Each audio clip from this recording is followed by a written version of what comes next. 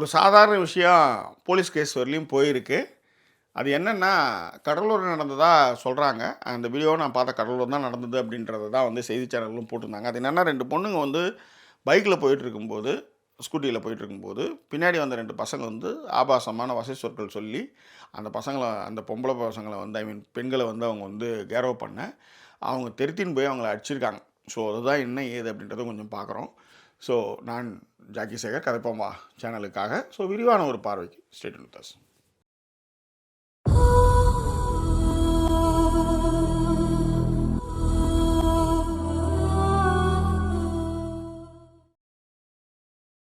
So இந்த செய்தி எனக்கு எப்படி முதல்ல கிடச்சிதுன்னா, என்னுடைய தோழி நிரு தான் வந்து இதை அனுப்பிச்சிருந்தாங்க. பாருங்கள் ஜாக்கி, இந்த மாதிரியான விஷயங்கள்லாம் இருக்குது, இதை பற்றி பேசுங்க அப்படின்னாங்க. எப்பயுமே வந்து சோஷியல் மீடியாவில் வந்து ஒரு விஷயம் வைரல் ஆகுதுன்னு வச்சுக்கோங்களேன், அது நம்ம கண்ணுக்கு வருதுன்னா அதை உடனே பொங்கல் வைக்கக்கூடாது. இது வந்து பேசிக். பொதுவாக வந்து முக்கியமாக அதுவும் சமீப காலங்களில் வந்து பிரபலங்களுடைய இறப்பு செய்திகளை வந்து ஒவ்வொரு விதமாக அது வந்து முதல்ல வந்து அவங்க இறந்துட்டாங்கன்னு சொல்கிறது, அதுக்கப்புறம் வந்து இல்லைன்னு சொல்கிறது, இந்த மாதிரியான செய்தி சேனலுடைய போட்டியில் நிறைய விஷயங்கள் வந்து பொய் செய்திகள் நிறைய வலம் வருது. ஓகேவா? அதன் பிறகு உண்மைத்தன்மை தெரிஞ்சுக்கும் போது அது பொய் செய்தியாகவே இருக்குதுன்னு வச்சுக்கோங்களேன். ஸோ இதெல்லாம் வந்து நம்ம மீடியாவில் இருக்கிறனால நம்மளுக்கு ஓரளவு தெரியும். ஆனாலும் சில இடங்களில் நம்மளே கூட சில வீடியோக்களை பார்த்து பொங்கல் வச்சு அதன் பிறகு வந்து அது வந்து இல்லைன்றப்ப ரொம்ப ஜாக்கிரதையாக இந்த செய்திகளை வந்து கரெக்டாக புரிஞ்சு அது எங்கேருந்து வருது, உண்மையிலே தானா, நடந்தது தானா. ஏன்னா பழைய வீடியோக்கள்லாம் இந்த டைமில் வந்து வைரல் ஆகுது. இப்போ ரீசெண்டாக கூட இன்றைக்கி கூட ஏதோ ஒரு சேனலில் வந்து வைரல் ஆச்சு. ஒரு சிக்கன் 2 பசங்க வந்து ஃப்ளைட்டில் உட்காந்துருக்காங்க. அதில் வந்து அந்த பொண்ணு வெஜிடேரியன் நினைக்கிறேன். 2 பசங்க வந்து நான் வெஜிடேரியன். சிக்கன் ஆர்டர் பண்ணி ஃபுட்டு வந்து நான்வெஜ் ஃபுட்டு, வெஜ் ஃபுட்டு. நீ வெஜ்ஜு ஃபுட்டு சாப்பிட போகிற, அவங்க நான்வெஜ் சாப்பிட போகிறாங்க சிக்கன்.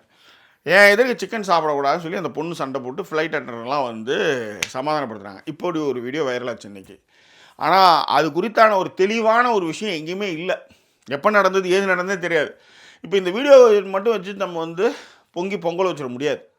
அதனால் அதனுடைய விஷயம் என்னன்னு போய் தேடி பார்த்தா அப்படி ஏதோ பழைய வீடியோ போல் இருக்குன்ற மாதிரி தான் எனக்கு தோணுது. அதனால் சொல்கிறேன், இந்த மாதிரிலாம் இருக்கிறனால ரொம்ப ஜாக்கிரதையாகவே அதை வந்து ஹேண்டில் பண்ணதாக இருந்தது. அப்புறம் அந்த வீடியோவில் வந்து நான் பார்த்தேன், இவங்க என்ன பண்ணியிருக்காங்க, வண்டியில் போகும்போது 2 பேர் வந்து வண்டியில் சைடில் வந்து ஏதோ அசிங்கமாக சொல்லிவிட்டு அவனுக்கு போயிட்டானுங்க. அந்த பொண்ணுங்க போய் தெருத்தின்னு போய் பொலகாட்டு காட்டிட்டாங்க, அடிச்சிட்டாங்க பயங்கரமாக. அடிக்கும்போது மூஞ்செல்லாம் மறைச்சிட்டு ஓடுறானுங்க. எப்படிடா அந்த வார்த்தையை சொல்லுவீங்க அப்படின்ற மாதிரி அடித்தாங்க. இப்போ இதில் என்ன விஷயம்னா, இது வந்து இந்த ஆண் பெண் அந்த புரிதலே நம்மள்கிட்ட கிடையாது. ஓகேவா? இந்த பாலைவன ரோஜாக்களில் வந்து அந்த மொட்டை மதிலில் உட்காந்துக்கிட்டு ஒரு 4 பேர் பெல் பாட்டெல்லாம் போட்டுக்கிட்டு போகிற வர பொண்ணுங்களாம் நக்கல் விட்டுட்ருப்பாங்க. அது ஒரு பெரிய சந்தோஷம். அதனாலே என்னென்னா அந்த காலகட்டங்கள்லேயும் சரி, இப்பயும் சரி, அந்த பக்கம் போகிறதுக்கே வந்து நிறைய பசங்க வந்து யோசிக்கும். ஸ்கூல் முடிச்சுட்டு வரும்போது அவனுங்க அங்கே இருப்பானுங்க, நக்கல் அடிப்பானுங்க, பயங்கரமாக பாடி ஷேமிங்லாம் பண்ணுவானுங்க அப்படின்னு திரும்பி போகிறதுலேருந்து, அது காக்காவில் வந்து இந்த ஆசிட் அடிச்சிடணும் நம்ம இந்த ஒரு மிரட்டுவார் இல்லையா, அந்த மாதிரியானலாம் நிறைய இடங்கள் இருக்குது. ஸ்கூலுக்கு வரதில் பசங்க வந்து நிறைய இடங்களில் வந்து இந்த மாதிரியான பிரச்சனைகளை நிறைய சந்திப்பாங்கன்னு வச்சுக்கோங்களேன். இதையெல்லாம் மீறி தான் அடுத்தடுத்த கட்டங்களுக்கு போகிறாங்க. ஆனால் இவ்வளோ பிரச்சனைகளை இவங்க சந்தித்து தான் வரணும். இப்போ உதாரணத்துக்கு பேசிக்காக ஒரு பொண்ணு வந்து வண்டி ஓட்டிட்டு போகுதுன்னு வச்சுக்கோங்களேன், அந்த வண்டியை வந்து தாண்டினா மட்டும்தான் வந்து ஒரு நிறைவே இருக்கும். இந்த மாதிரியான தாட் ப்ராசஸ்லாம் வந்து இந்த என்ன சொல்கிறது, பார் உன்னோட நான் ஜெயிச்சிட்டேன், வேகமாக போய் ஜெயிச்சிட்டேன் அப்படின்றது வந்து நிறைய இடங்களில் வந்து நடக்கணும்னு வச்சுக்கோங்களேன்.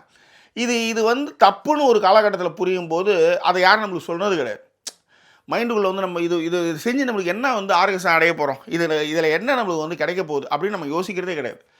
தபால்னு எடுத்ததுமே வந்து நம்ம என்ன பண்ணுவோம், முதல்ல முன்னாடி போயிட்டு தான் மறுவேளை பார்ப்போம்.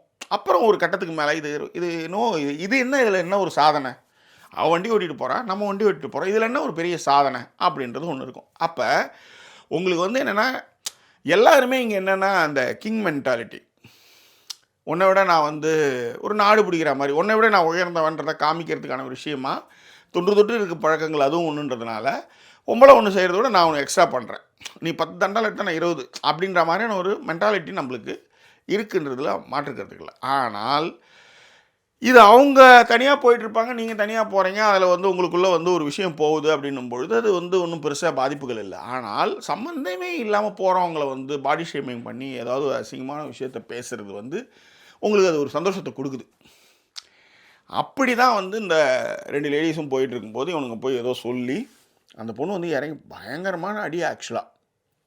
இப்போ இது வந்து இன்னைக்கு இங்கே நடந்ததா நான் நினைக்கவே இல்லை. இதே மாதிரி அவங்க நிறைய இடத்துல பண்ணியிருக்கணும். அப்படி போகிறது, அந்த மாதிரி சொல்கிறது, அவங்க அதிர்ச்சி ஆகிறது, அந்த அதிர்ச்சியை பார்த்து ரசிக்கிறது. இது இன்றைக்கி நடந்த மாதிரி எனக்கு தெரியல. இது என்னென்னா, இப்போ ஒன்றும் இல்லை, இன்றைக்கி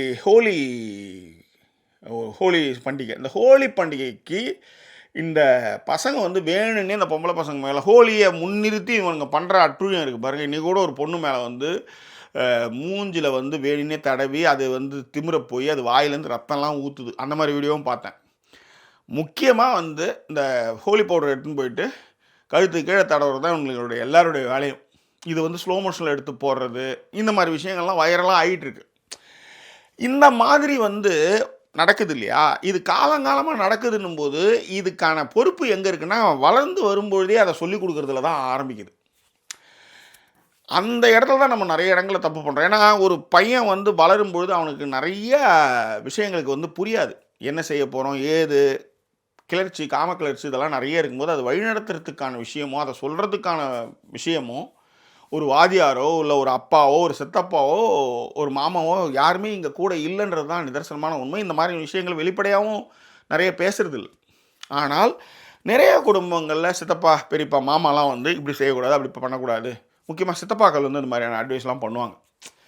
சில குடும்பங்களை நானும் பார்த்துருக்கேன். ஆனால் நிறைய ஃபேமிலியில் வந்து அந்த மாதிரி அட்வைஸ்லாம் பண்ணுறதே கிடையாது. ஏன்னா இதே தப்பா அந்த சித்தப்பாவும் பண்ணியிருப்பார். ஓகேவா? ஸோ இது என்னென்னா, இதை நீங்கள் வளரும்போதே இந்த விஷயம் இப்படி பண்ணுறது வந்து தப்பு அப்படின்னு சொல்லாமல் இந்த பசங்க வந்து திருந்த வாய்ப்பே கிடையாது. அதே நேரத்தில் இவங்களுக்கு ஏற்பட்ட அந்த சூழல் இருக்குல்ல, எந்த ஃப்ரெண்டோட அவங்க பழகிறாங்கன்றது தான் இங்கே மெயின் ஃபேக்டர். இதில் தான் வந்து நிறைய பெற்றோர்கள் வந்து கோட்டை விடுறது என்னென்னா, உங்கள் பிள்ளைகள் யாரோட பழகிறாங்கன்றது ரொம்ப முக்கியமான விஷயம் அது ஆக்சுவலாக. அங்கே தான் இந்த தப்பு வந்து நடக்குது. இப்போ யாரோ ஒரு பையன் எங்கேயோ ஒருத்தன் வந்து பண்ணுறான்னு வச்சுக்கோ, அவங்க கூட பைக்கில் போகிறதுனால இன்னொருத்தர் தேவையில்லாத ஒருத்தன் மாட்டோம். அவனுக்கு அந்த மாதிரி இன்டென்ஷனே இருக்காது. இல்லை இன்டென்ஷனே இல்லாமல் ஒருத்தன் போய் அறிமுகப்படுத்துகிறான்னு வச்சுக்காங்களேன், உடனே அது வந்து ஹாப்பி ஆகும்போது அந்த பொண்ணுங்க வந்து மிரளும் போது அது ரொம்ப பிடிச்சி போகுது. திரும்ப அதே மாதிரியான விஷயத்த பண்ணுறது. இந்த மாதிரியான விஷயங்களை பண்ணும்போது மற்றவங்களாம் என்ன பண்ணுவாங்கன்னா, ஏதோ பொறிக்கு பசங்க காலி பசங்க அதை சொல்லிட்டு போயிட்டானுங்க அப்படின்ற மாதிரி இல்லாமல், அதை எதுக்கு தேவையில்லாத வம்புன்னு போகும்போது இந்த பொண்ணுங்க போய் ஈர்த்து போட்டு உதைக்கவும் அது பெரிய வைரலாக அது இப்போ நியூஸ் சேனல்லையும் வந்துருச்சு. அவங்க பேட்டிலாம் எடுத்துருந்தாங்கன்னு வச்சுக்காங்களேன். அந்த பசங்க வந்து ஃபஸ்ட்டு வந்து அக்கா மன்னிச்சிருக்காங்க, தெரியாமல் சொல்லிட்டாங்க அப்படின்றான் அந்த பையன். அதுக்கப்புறம் வந்து அந்த பொண்ணு வந்து அடிக்க போகும்போது ஒரு பொண்ணு வந்து அடிக்காதுன்னு சொல்லி அதுக்கப்புறம் அந்த வீடியோ எடுத்து